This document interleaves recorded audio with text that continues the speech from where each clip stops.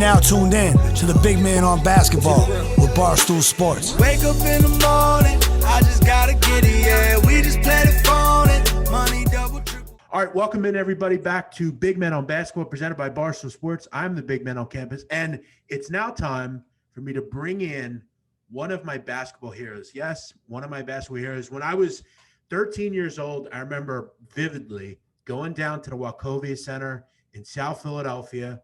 I remember watching this guy alongside the great AO and Half Men, Half Amazing, and Flash, may he rest in peace. Escalade, may he rest in peace. Ali Mo, may he rest in peace. All these guys doing their thing. They were doing it better than the Sixers at the time, I feel like. My basketball hero joins me. Hot Sauce is on Big Men on Basketball. Hot Sauce, what's going on, man? What's going on? It's good to talk to you, man. I've been getting to know you the last couple of days, and I see you rocking the chain. You're doing your thing. How the hell is I got a little something, you know. You do. How is everything right now? How you feeling? I'm feeling good. Just moving around, you know, living Doing one day at a time.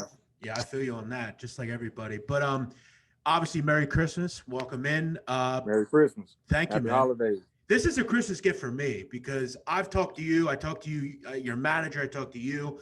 I talked to you're one of my basketball heroes. And when I was coming up, I mean, I used to love watching all the tapes. I still watch, street ball every time, every chance I can get. So it's a dream to have you on. Let me ask you first, I think, and I said to you, and I want to talk about this at the end, but I do believe you and some of the guys should be in the Hall of Fame. If the Harlem Globetrotters are in the Hall of Fame, you should be in the Hall of Fame. I think you've done more for basketball than I think most basketball players have.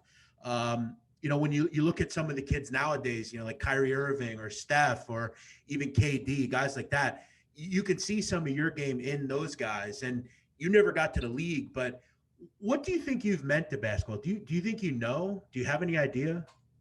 I think I meant a lot to it, when as far as looking at the league now and as far as now and, 10 years ago or whatever, I could see a little bit of my styles in a lot of the players. Yeah. I mean, you had that killer cross, your handles were incredible. I always remember just the vividness of whenever you got the ball, and a professor or somebody would step up or it was just some dude off the street. Your goal was to embarrass them. And that's what I think made people fall in love with the And1. You were the bigger than life star, but I read you worked at, and you've kind of voiced this before that you used to work at Red Lobster. How did you get discovered by And1? Was it just something where you went to like an open run and you did your thing? Nah, that was just a regular job, just something just to, stay afloat and just do things I wanted to do, around the neighborhood, like, buy food and, just go different places or even buy, some sneakers or whatever during that time. Like that was the whole purpose of having the gig. So I could just, keep up, with the latest shoes and stuff like that. So when you worked there, did you, like I said, did you just go, how did they find you? I think I remember. Oh, no, I never got found. Nobody found me at Red Lobster though. But I know for one thing, I was just bragging about I'm the best player in that's working here right now. And everybody was like, yeah, right. We all could hit the gym. Nobody knew who I was in the job or whatever. So one weekend, the manager and all that, we all got together and we went to the gym that night. Everybody that worked there went to the gym. It was just one of those things where the whole job is everybody went to the gym. And they really seen the stuff that I had. They were like, wow, we didn't know that you could play like that. Like I actually was bragging on it and they were like, dude, you way better than what we thought you was. You see what I'm saying? So right. I was busting busting dishes at the time. And you just put your money where your mouth was. After the manager seen me play, he took me from busting dishes to being a waiter. Like I made more money now just because of the skills he saw me. He was like, man, wow, you got potential. You got like NBA type sure skills. Right. And then I remember seeing, I think you may have even told me, you used to play people in the street, and if they stole the ball from you, you would pay them. Is that correct? Did I hear you say that? Yes, but it was mostly kids in the neighborhood, 10-year-old kids, right. 10-year-old, Okay. 11, 12, 13. Sure.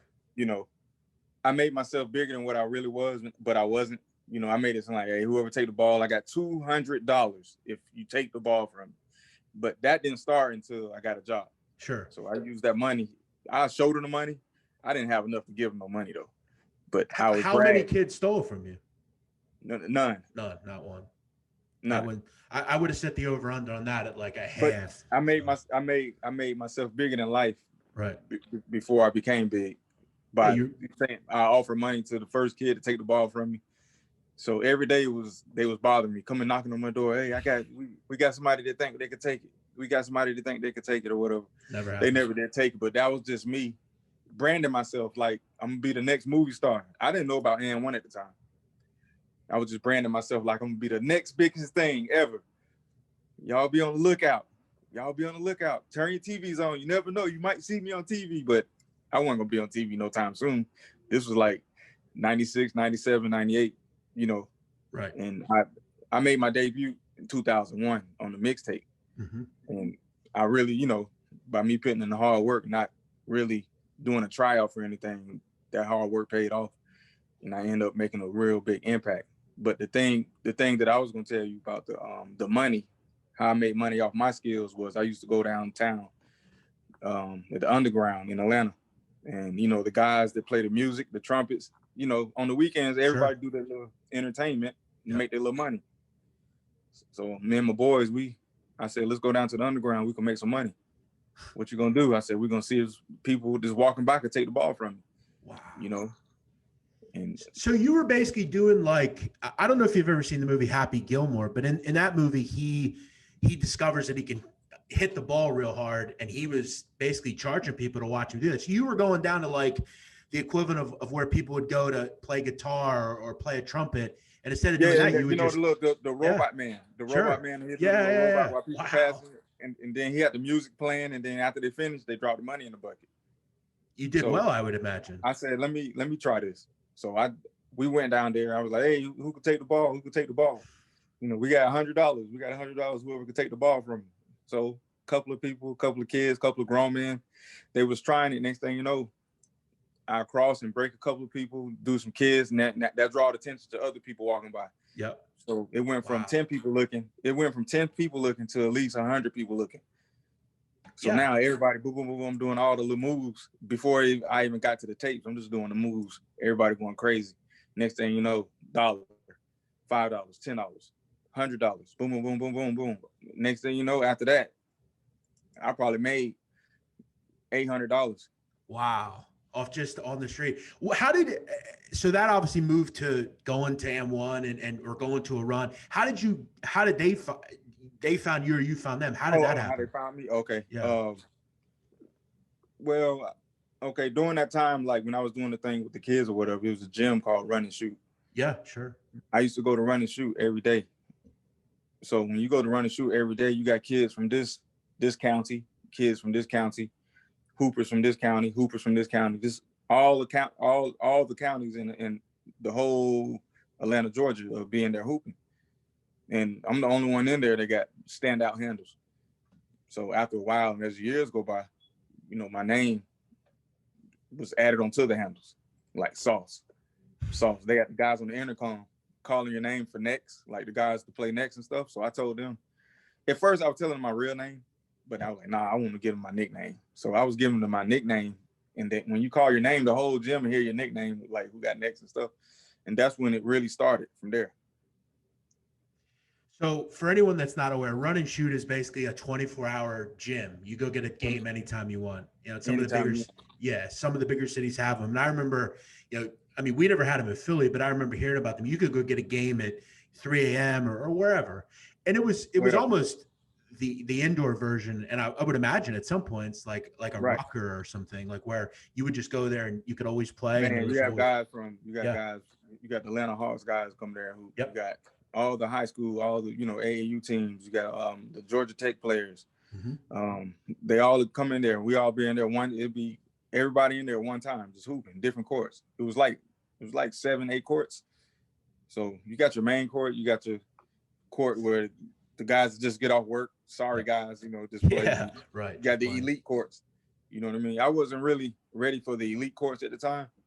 because I really wasn't developed all the way. I had to earn my respect to get over there and start hooping with those guys or whatever. Now, one of the guys you played with And1, 50, is from Atlanta. Did you know him before this all, or because I would imagine I he used to played see him, but I never knew him.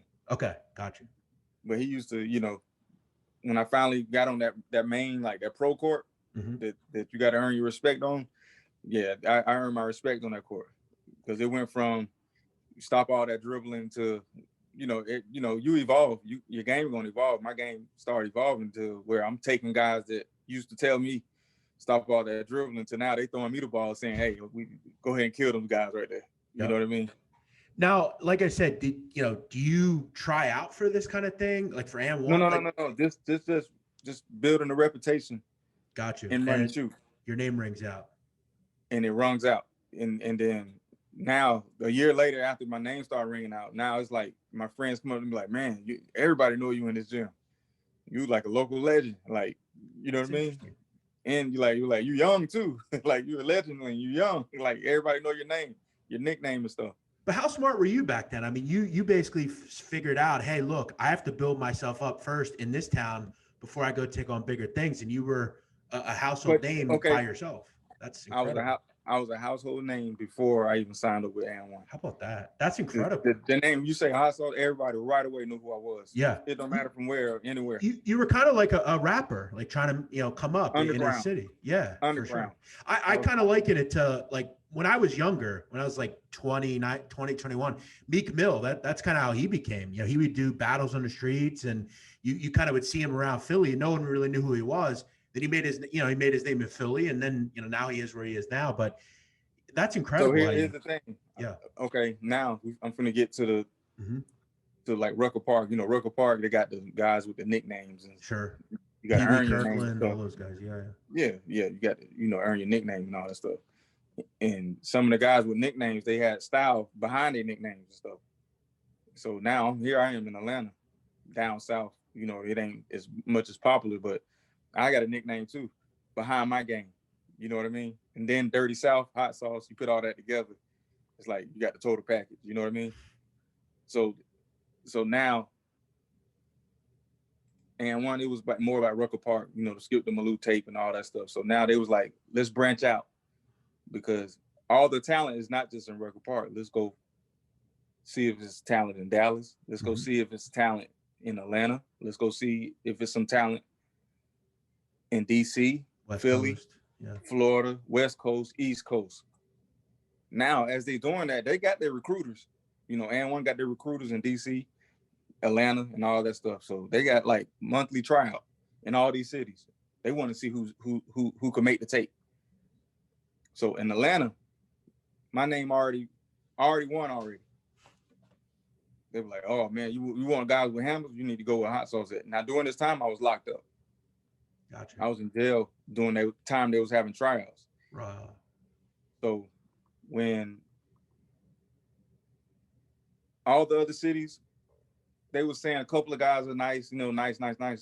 But when Atlanta, they were like, this guy named Hot Sauce. I mean, everybody's talking about him more than the other guys in DC and Philly. My name was talked about the most. You were number one. You were the number one recruit. I was number one recruit out of all the other guys in the other cities. Nobody know me anyway, so I'm in jail at the time. So I guess a few guys that was in jail got out early, and they went to the gym seeing that it was a tryout or whatever. And the guys who was recruiting and all that found out that I was in jail, and then they came and bailed me out. And now one of my ex managers that was my ex manager at the time, became my manager, bailed me out, which 90% could have been through And1, and he just said, I'm gonna be your manager. Like, you know what I mean? I'm gonna be your manager since I'm getting you out or whatever. I don't know the real story to that. Yeah. I gotta ask him, but either way it go, I got out. So let's say I got out on Sunday. No, let's say I got out on Friday. Saturday was the first game, the tryouts. Yeah. Saturday was the first game of the tour. So I got out of jail, meaning the next day was my first game. Wow. The next day was my very first game, and it was in Cali. So you got on a plane, you killed it. got on the plane. I didn't kill it until the last quarter because I'm playing regular. Oh, wow. I'm thinking I didn't know what I'm supposed to do. Right. They was like, we hear you do all these moves and stuff. Go ahead and go out there and do your moves. Yep. So I like, all right, cool. So I started getting warm and started doing my stuff, and I had everybody going crazy. And the rest is history. Wow, they never seen it before. They never seen none of that stuff I was doing. I think it's important to also point out, And1 wasn't like a huge company at that point, right? They were just kind of a small, popular off the shirts, the trash talk shirts. You know what I mean? Right. And I know their headquarters is not far from where I live, is in Paoli. It's not too far. So yeah, they were a small company. They had an idea. And if you watched a lot of the early tapes, Mixtape 2, Mixtape 3, it was just on, courts. They go up to. Now, Mike, take this out. Yeah. You're going to laugh at this. Yeah. Okay, they had Mixtape 1 out. Of course, me and my friends, we used to go sit down and watch it. And then, we all get together and we were like, man, I don't know. We need to find out who makes these tapes. And of course, you look on the box, you don't see no contact. So it's like, whatever. Yeah. I guess I just enjoy the tape, watch the tape all the time. So because they were like, man, you imagine viewers on the tapes. My friends give me a big imaginary, like, imagine viewers on the tapes, man, you'll kill it. Yeah. Everybody. But who knows? So next thing you know, Mixtape 2 come out. Because everybody come to me because they know I'm the ball handling king. So they're like, Sauce, look at Mixtape 2. We watching Mixtape 2. We all watching it. Like, oh, man, they all right. Everybody, they all right, man. You got more moves than that. They need to put you on there. So now, the tryout is going on. You know what that tryout was for, right? That tryout was for Mixtape 3. Right. And, it goes back to I want to be on. I'm trying to be on the tapes. I don't know what I got to do to be on the tapes, but that's what the tryout was for in Philly, Atlanta, DC, LA, New York. It was like a local thing to find all these different talents. They recording the guys doing their best moves to put them on Mixtape 3. Right. Let me remember, I didn't have to listen. I didn't have to try out. They just heard my name. They just heard your name, and that was through your own work and putting the time in on the street. Work or whatever. So they said I didn't have to try out. Did when you're on the street, when you're just doing your thing and for people, crossing them up, and you're working a regular job and you're having a regular life, did you play high school? Did you ever expect, like, what was your goal with all this? Was it just you had hoped? I never played a lick of high school ball. Wow. It's like I could play, but I really wasn't. I wasn't fully developed. I was like a immature, not a premature type. Small. I was real tiny. Small guy. Yeah. Did you think that when I say tiny, I mean real tiny? I was like 5'9" maybe. Yeah, a little shorter than that, like 5'5", 5'5". Like, but you knew the game. But you knew this part of your game could get you some. Like, it just kind of all serendipity because it all kind of came together. This was perfect for you. The NBA might have not been perfect. High school might have not been perfect, but this was. Right. Correct. Fascinating. All right, so anyway, I wanted to be on Mixtape 1 and 2. I'm trying to find out how to do that. And then, of course, they had the tryouts. Now, after the tryouts, they're going to do the tour. Tours in LA, Philly, Detroit, Chicago, Atlanta, and New York. I played in all those cities. They getting every move that I'm just pulling off in these games, right? So after they get all that, of course, probably 2 or 3 months went by. They were like, we finished with Mixtape 3 featuring Hot Sauce. All that time, I was like, we need to find the contacts to get on these tapes. How you make these tapes? And they feature you. I ended up being the guy that was ended up being featured on Mixtape 3. Did you realize at that point that this was going to work out for you? That was kind of the breaking point, right? This a big world, man. Yeah. A lot of people talented. Sure. So I did my thing in the first game. But you were on Mixtape 3. You were the feature guy. You were like that's big. I mean, for a local guy. Yeah, but let me think, because they, first game, they were like, we can't go off the first game. You got 5 more other games.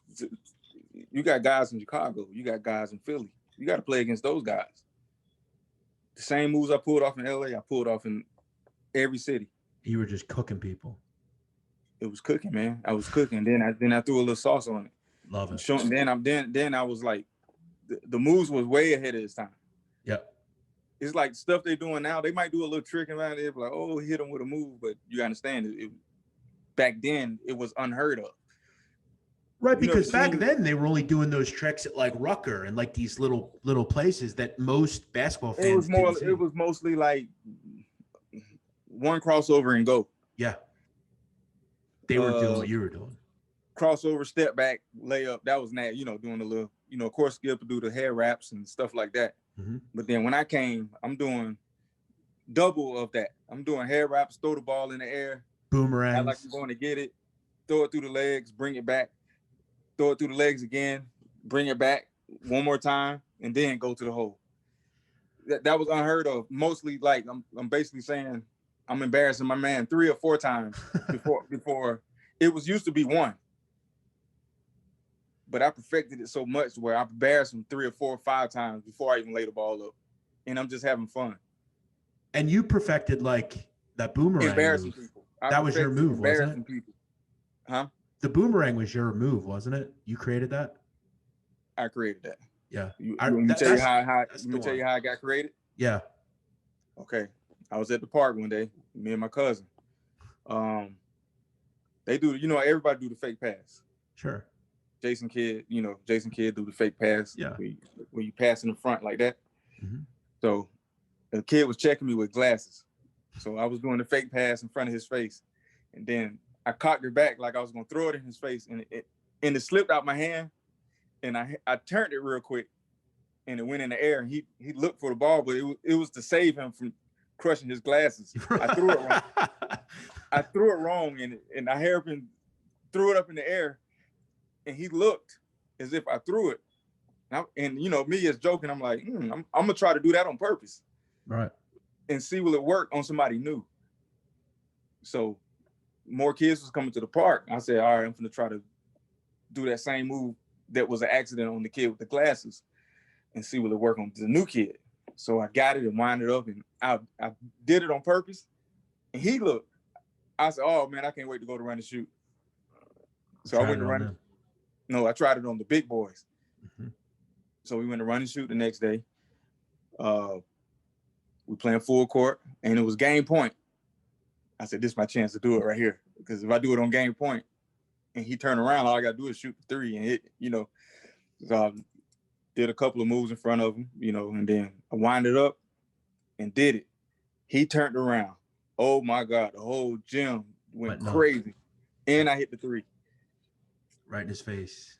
Right. So you created the move of almost hitting someone in the face. You would have destroyed their glasses. A little kid with glasses. Kid would have been able to see. It was just a friendly little move, but you just don't want to hurt nobody, and you try to save them. I saved them by throwing the ball in there. And in turn, it turned into this move that you've used your entire career. That's pretty incredible.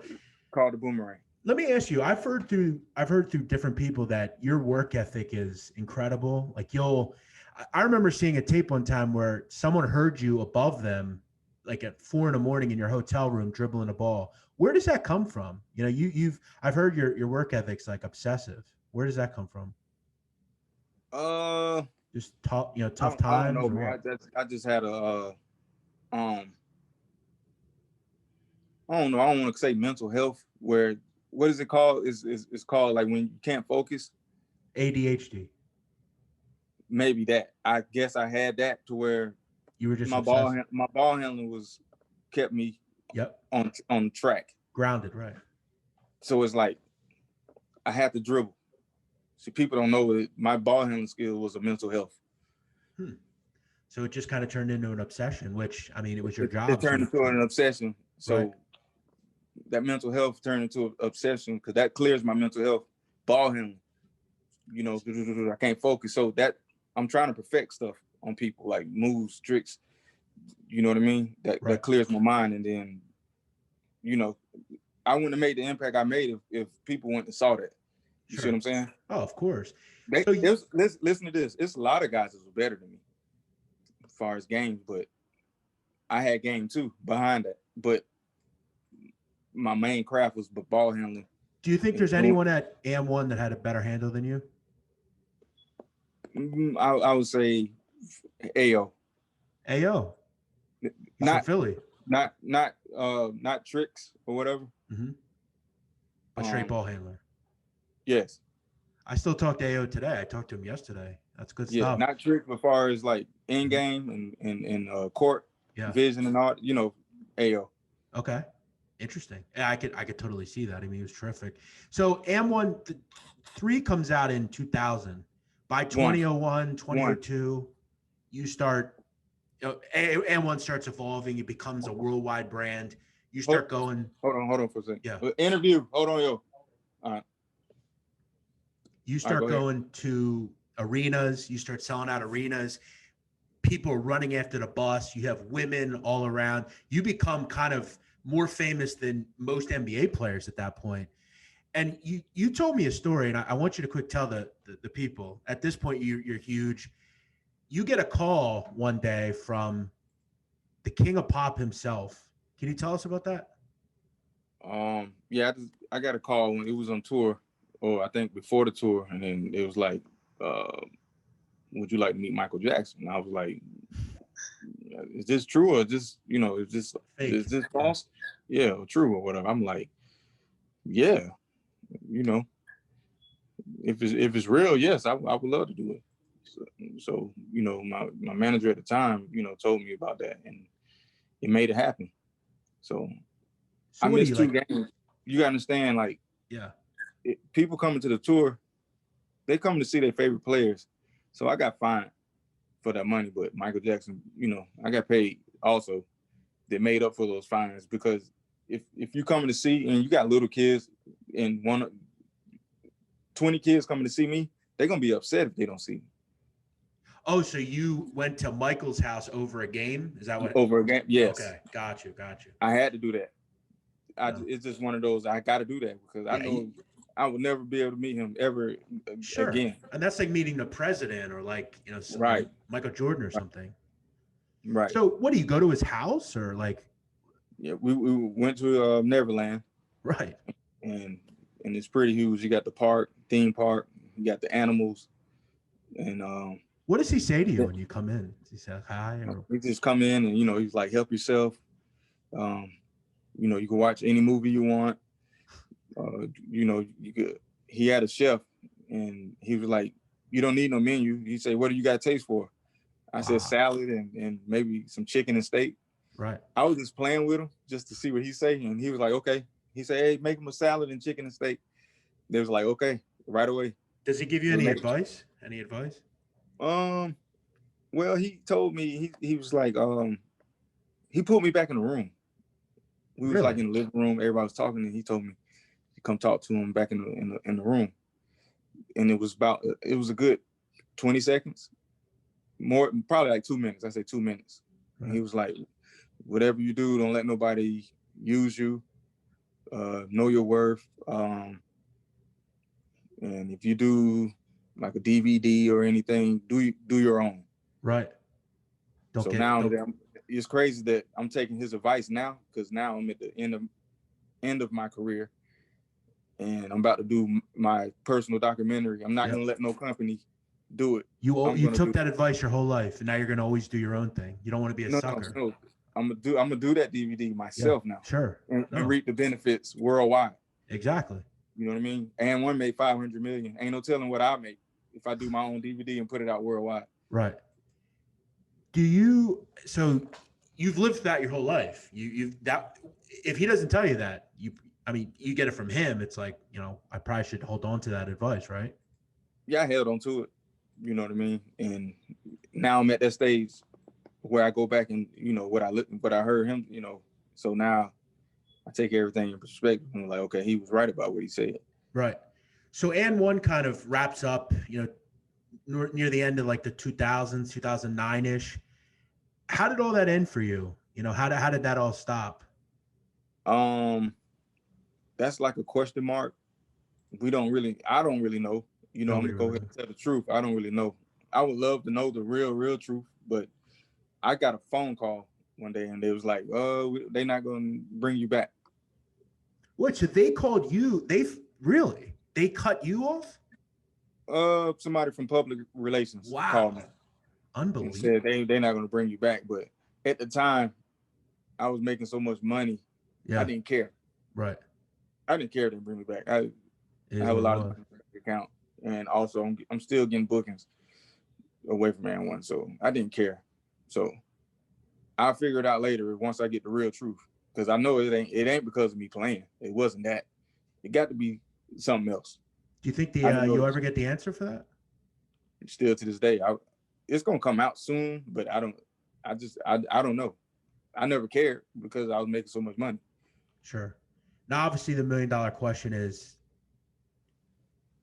you play one-on-one against any of the players. Do any of them beat you? Do they even take the ball from you? Like true defense, nah. Not one. Nah. Would you do a fair? Would you do? I mean, they guard me. We have fun and mess around, but when we take it serious, nah, nobody. So you said you're working on a doc. I'm pumped for that. I can't wait for that. Look, I've said to you before, and I've told you this before. I do think you belong in the Hall of Fame. You have a wildly interesting life. As I said, most of the kids in the NBA today grew up just like me watching you. I think you've had more to do with the league, even by never playing there, than I think anyone would even imagine. You're working on your own personal documentary. I know that's coming out. You're going to do that kind of stuff. Why I'm doing my personal documentary, it's about that time to do it. See, most people do it when they can't, Right. They can't, but I know my name is still floating in the air. So this is the best time to do it. You know what I mean? Doing the social media times, the Instagram, the Facebooks, the Twitters. This is the best time to do it because it's all about streams now. You know what I mean? So Now I get to tell people how I got started. Instead of them seeing just coming out, oh my God, you see what he did? Now I get to tell people how I actually got started, how I used to walk the streets, how I used to make money downtown in front of 200 people. You know what I mean? So you remember the Atlanta Hawks? Sure. Yeah, that's one of my dreams, right? I completed that. Like that right there at the Atlanta Hawks, that what I did to the grown men, I used to do to the kids. That's that right there, the 24/2. And for anyone that doesn't know, basically a few years ago, Hot Sauce would go to Atlanta Hawks games at a timeout or halftime or whatever, and they would pick people from the crowd, and he would come take the ball from me. Yeah, and I don't think anyone ever did. In fact, there was one guy. I mean, he talked about how he would take the ball from you, this and that. I mean, you made him. I mean, you embarrassed him. Let me ask you on that subject. Did you ever? There was one. I want to say it was probably 2003, 2004. There was a kid. I mean, it looked like it broke his ankle, literally. Mm-hmm. Do you ever know of anyone you actually physically hurt through crossing them up? Yeah. I sent a few people to the hospital. Wow. Not knowing I was gonna do it. The ones that sent people to the hospital was the unexpected. Sure. You know how sometimes you be like, I'm gonna try to make them fall. You don't do it because you're trying to do it. Right. The unexpected. Yes. Wow. People done twisted their ankles and hop. You know what I mean? I done it all, man. Right. Before we go, one of my favorite memories of something you did on kind of the level of, playing people. I remember one of the tours you guys went into Mexico just to see it or something. And it was you and a couple other guys. And there were, guys right in Juarez, right in Mexico that you were playing. And you crossed the one dude up real hard. And he goes, what's his name in Spanish? And the guy goes, Salsa Caliente. And it was one of my vivid memories because you became kind of an international icon as well. You went to China and all these different places. So now I'm going to go back and say this to you. Yeah. Why would I let another company do DVD for me? Yeah, you could have did it yourself. International. Yeah. If I do it, all that international money and United States money gonna come to me. And all that thought that you just said is from a weird encounter with Michael Jackson in his room where he told you, don't ever get taken advantage of. And it's lived with you your whole life. So listen, to any young kid out there watching this, I've done it myself. You got to take advice. Sometimes advice from older people is worth it. And look, The King of Pop changed your life forever because he told you that. Think if he never tells you that. You're just trying to get on. You want to do what you have to do because it's a big company and they can kind of tell you what to do. But I never knew why he told me that. until now. Because I'm just happy to be around him. You know, you listen to him, it's like, oh, whatever. Well, he probably generally, cared and wanted to tell you something. But you know, when you're at the top of your game, it's like, oh, whatever. Okay, you don't want to take advice, right? I'm happy to be around Michael. Oh, whatever. Right. But now I see what he's talking about. Sure. Exactly. Well, look, Hot Sauce, I don't want to hold you up all day. I could talk to you for hours. I do believe we need to start a campaign. If the Harlem Globetrotters are in the NBA Hall of Fame, people like Hot Sauce should be in the Hall of Fame. I think they've, again, done more for basketball than most. Let's do it. Let's do it. I'm going to start the campaign. I'm going to start to get it going. And I've said to you before, Hot Sauce, one of my dreams is to come to Atlanta and you to bust my ankles. I'm serious. You could definitely do it. It's not difficult.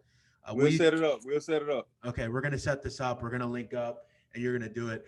Before we go, I want to ask you, you have a son, Little Sis, as far as I remember, right? Right. How's he doing? He's doing okay. That story right there started when And1 ended.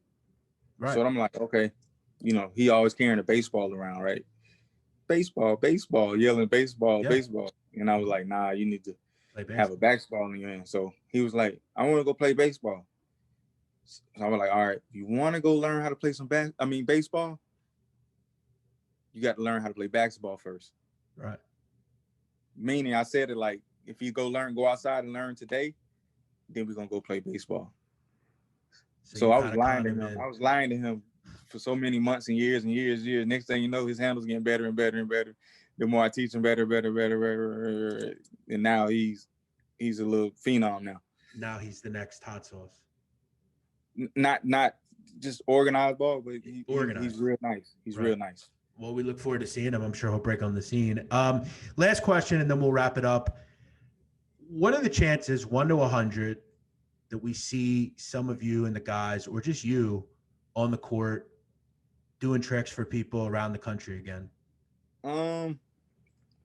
It's just, we all got to put our egos to the side, and even if it's just a meet and greet tour, you see what I'm saying? Like, even if we did that, that'll be dope.